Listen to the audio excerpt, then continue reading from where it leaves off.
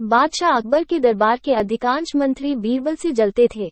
दरबारी जानते थे कि बीरबल के रहते वे कभी बादशाह अकबर के प्रिय नहीं बन सकते। एक बार उन्होंने बीरबल को अपने रास्ते से हटाने की साजिश की। इस साजिश में अकबर का नाई सहायक बना। नाई को बादशाह अकबर के बाल काटते समय उनसे वार्तालाप करने का अवसर मिल जाता है। एक दिन बाल काटते हुए वो अकबर से बोला, बादशाह सलामत। कल रात मैंने एक सपना देखा जिसमें आपके अब्बा हुजूर मुझे दिखाई दिए।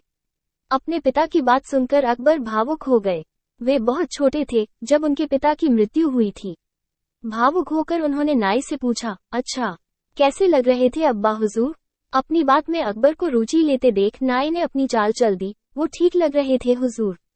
उन्होंने मुझसे कहा कि वे स्वर्ग में हैं और बहुत आराम से हैं। बस एक चीज की कमी उन्हें खलती है, वहाँ उनका मनोरंजन करने वाला कोई नहीं है, इसलिए वे खुश नहीं रहते। स्वर्ग से जब भी वे बीरबल को आपको लतीफे सुनाते हुए देखते हैं तो सोचते हैं कि काश बीरबल उनके पास होता। उन्होंने आपके लिए पैगाम भिजवाया है कि बीरबल को उनके पास स्वर्ग भिजवा दिया जाए। बीरबल अकबर को अति प्रिय थे, लेकिन अपने पिता की इच्छा पूरी करने के लिए उन्होंने निर्णय लिया कि वे बीरबल को अपने पिता के पास स्वर्ग भेज देंगे। अगले दिन उन्होंने बीरबल को अपना फरमान सुना दिया। बीरबल अकबर का फरमान सुनकर हैरान रह गया। पूछने पर अकबर ने नाई के स्वप्न की बात बीरबल को बता दी।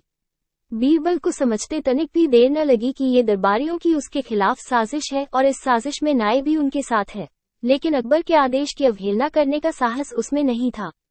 वो स्वर्ग जाने को तैयार हो गया, लेकिन उसके पहले अपने परिवार के साथ समय व्यतीत करने के लिए बीरबल ने कुछ दिन का समय मांग लिया।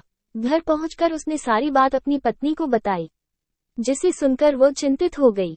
लेकिन बीरबल इस विपत्ति से निकलना की एक योजना बना चुका था। योजनानुसार अपनी पत्नी के साथ मिलकर उसने अपने घर के आंगन में एक कब्र खोद ली। साथ ही उस कब्र के भीतर से अपने शयन कक्ष को जाती एक सुरंग भी निकाल ली। कुछ दिनों तक घर पर रहने के बाद बीरबल अकबर से मिला और बोला, जहांपनाह, अब मैं आपके पिता के पास स्वर्ग जाने को तैयार हूँ, किंतु आपसे मेरा निवेदन है कि मेरे परिवार की परंपरा अनुसार मुझे मेरे घर के आंगन में ही जिंदा दफना दिया जाए। अकबर बीरबल की बात मान गए और उसे उसके घर के आंगन में बनी कब्र में जिंदा दफन करवा दिया।